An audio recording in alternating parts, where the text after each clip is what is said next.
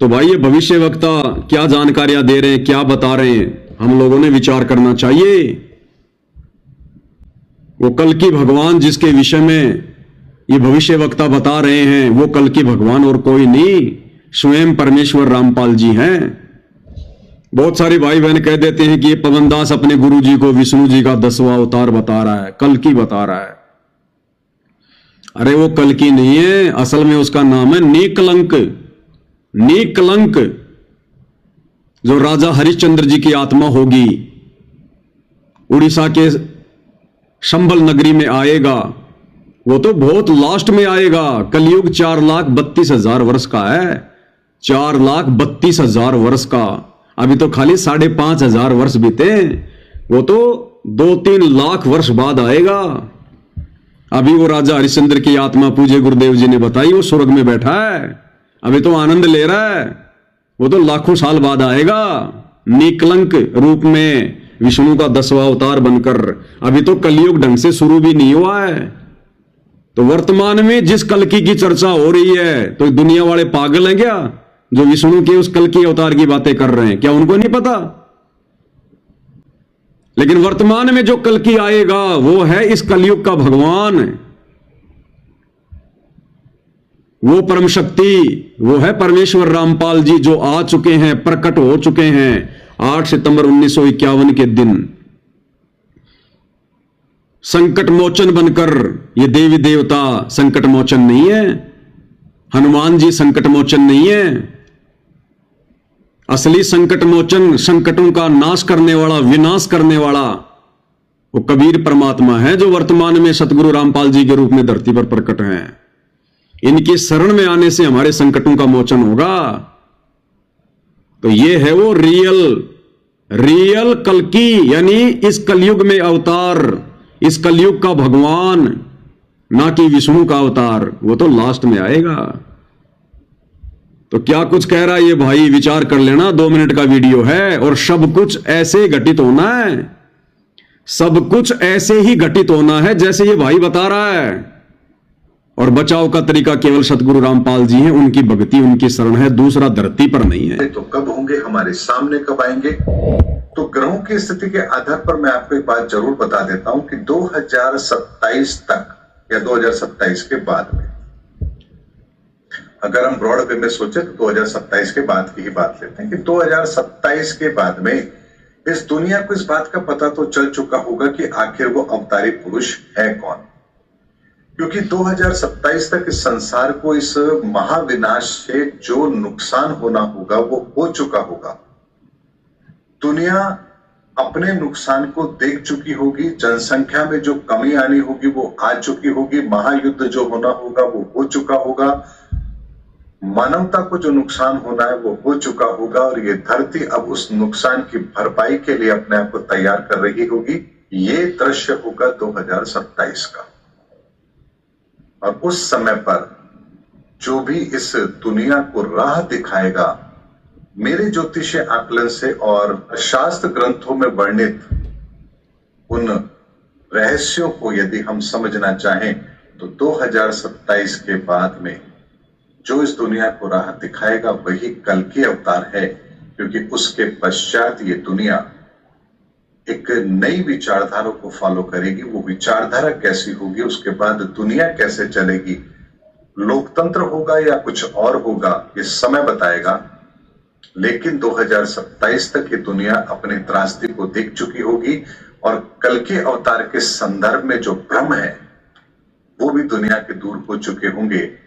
और 2027 के बाद दुनिया ये समझ चुकी होगी कि वर्तमान में कल्कि अवतार कौन है और उन्होंने इस संसार को आगे बढ़ाने के लिए, मानवता की रक्षा के लिए जो करना है वो क्या करने वाले हैं, किस तरह से करने वाले हैं, ताकि संसार का आने वाला समय सही रहे, मानवता सुरक्षित रहे और ये दुनिया प्रगति के रास्ते पर चलती रहे। ये सब कुछ होगा लेकिन 2027 के बाद होगा। इसीलिए कल्कि अवतार के संदर्भ में जो लोगों के भ्रम है, मैंने उस भ्रम को दूर करने की कोशिश की है। क्योंकि शास्त्रों में कहीं भी कोई बात लिखी गई है तो उसके पीछे एक बहुत बड़ा गूढ़ रहस्य होता है और यदि हम शब्द का अर्थ निकालेंगे तो कई बार अर्थ का अनर्थ होता है, लेकिन शब्द के मर्म को अगर समझेंगे तो उसके सही रहस्य तक हम जरूर पहुंच पाएंगे। तो भाई और बहनों, 2026 और 2027 ये दुनिया के लिए सबसे बड़े विनाशकारी वर्ष हैं। जो भी कुछ होना होगा वो इन 2 वर्षों में हो लेगा, और उसके बाद जो इस दुनिया को एक नई राह दिखाएगा, नया रास्ता दिखाएगा, वही होगा कल की भगवान। और वो रास्ता दिखाने वाला कोई और नहीं होगा। वो रास्ता तो सन 1994 से परमेश्वर रामपाल जी दिखा रहे हैं, लेकिन अभी दुनिया का भाग फूटा पड़ा है, दुनिया की किस्मत फूटी पड़ी है। शकल पदार्थ है जग माही, भाग बिना नर पावत नाई। इसलिए उस परम संत को दुनिया पहचान नहीं रही है। उनके विषय में उल्टा बोलकर, झूठा बोलकर, गंदा गंदा बोलकर और ज्यादा दुखी होने के लिए अपने कर्म बिगाड़ रही है। तो 2027 के बाद जो दुनिया को राह दिखाएगा वही होगा कल की भगवान, और वो एकमात्र राह दिखाने वाला महापुरुष परमेश्वर रामपाल जी हैं, इसके अलावा कोई नहीं है। और जो समय रहते उनके शरण में आ जाएंगे, उनके प्रवचन आज से ही सुनना शुरू कर देंगे यूट्यूब पर जेब से मोबाइल निकालकर, और अगर उनके शरण में आ जाएंगे, उनकी भक्ति पर लग जाएंगे, तो तुम्हारे भाग्य में अगर मृत्यु भी है तो परमेश्वर उसको बादलों की तरह दूर हटा देंगे। तुम्हारे ऊपर फूल जितनी चोट भी नहीं आने देंगे, फूल जितनी चोट भी। ये परमात्मा है, सारी सृष्टि का मालिक है, लेकिन कार्य करेगा भाई और बहनों अपने भक्ति विधान के अनुसार। किसी के रोने धोने से, चिल्लाने से नहीं। ये भावुकता में भावुक नहीं होता। ये भगवान जोश में होश नहीं खोता हम इंसानों की तरह। ये अपने विधान का पक्का है, अपने नियमों का पक्का है। तो 2028 लास्ट युग परिवर्तन का समय ज्ञान गंगा पुस्तक में पूज्य गुरुदेव भगवान ने साफ साफ लिखा हुआ है। नास्त्रदमस की भविष्यवाणी में पढ़ लेना, अगर नहीं पढ़ा तो। अगर भक्तों की भी आंखें बंद हो तो खोल लेना भाई, नास्त्रदमस की भविष्यवाणी में पढ़ लेना।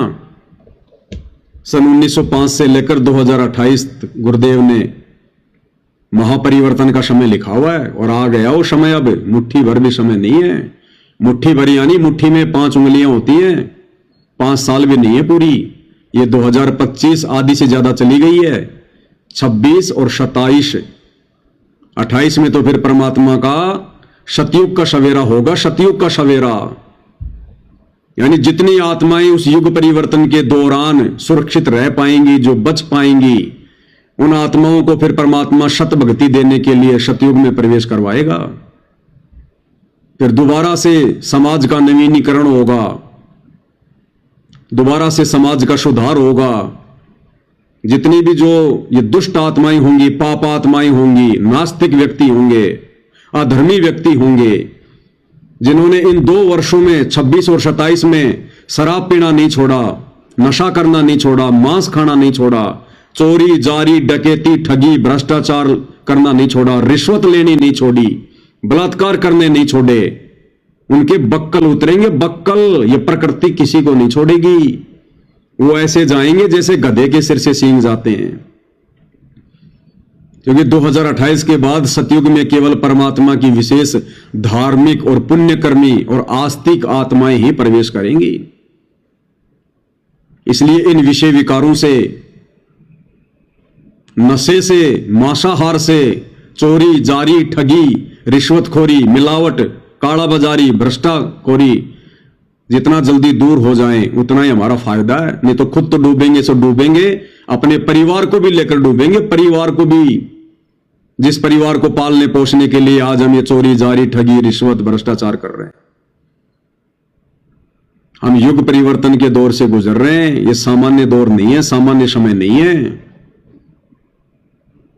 सरकारों ने जितनी शक्तियां करनी थी कर रखी हैं, जितने कड़े कड़े नियम सरकार बना सकती थी बना लिए, लेकिन फिर भी ये कुक्रम नहीं रुक रहे। चोरी जारी ठगी नहीं रुक रही। आए दिन नए नए ये तरीके चोरी करने के, लोगों को ठगने के, साइबर ठग, ये बलात्कार करने वाले, झूठ बोलने वाले, रिश्वत लेने वाले, मिलावट करने वाले सारे कर्म कर रहे हैं। तो ये सरकारों की बस की बात नहीं रहेगी। सरकारें खुद फेल हो जाएंगी आने वाले 2-3 वर्षों में। सरकारें खुद फेल हो जाएंगी, अपने हाथ खड़े कर लेंगे। ये लोकतंत्र समाप्त हो जाएगा। वापस वही समय आएगा जैसे राजा राज्य किया करता था। ये सारी की सारी शासन की बागडोर, पूरे विश्व की बागडोर परमेश्वर रामपाल जी के हाथों में आएगी, परमेश्वर रामपाल जी के हाथों में। अगर राजनेताओं ने समाज का सुधार करना होता, यदि राजनीति से सुधार होना होता, तो आज ऐसी स्थितियां नहीं होती, समाज इतना नहीं बिगड़ता। हिंदुस्तान से ज्यादा साधु संत महात्मा दुनिया में कहीं नहीं है। अगर इन साधु संत महात्माओं के, इनके प्रवचनों से, इनके द्वारा ये बताई जा रही साधना, ये मंत्रों से अगर लोगों का भला होना होता, समाज ने सुधरना होता, तो सुधर लेता। आज हमारे भारत देश में चेले कम और बाबा ज्यादा है, लेकिन फिर भी कोई असर नहीं। तो अब आगे जो भी कुछ होगा, जो भी कुछ करेंगे, ये कल की भगवान परमेश्वर रामपाल जी करेंगे। इसलिए भाई और बहनों, अपना बचाव चाहते हो, सुधार चाहते हो, सतयुग में प्रवेश करना चाहते हो, तो परमेश्वर रामपाल जी के अति शीघ्र यूट्यूब पर प्रवचन सत्संग सुनना शुरू कर दो। नहीं तो भाई बक्कल उतरेंगे, बक्कल। ये काल और ये दुर्गा, ये किसी को नहीं छोड़ेंगे आने वाले समय में, किसी को नहीं छोड़ेंगे।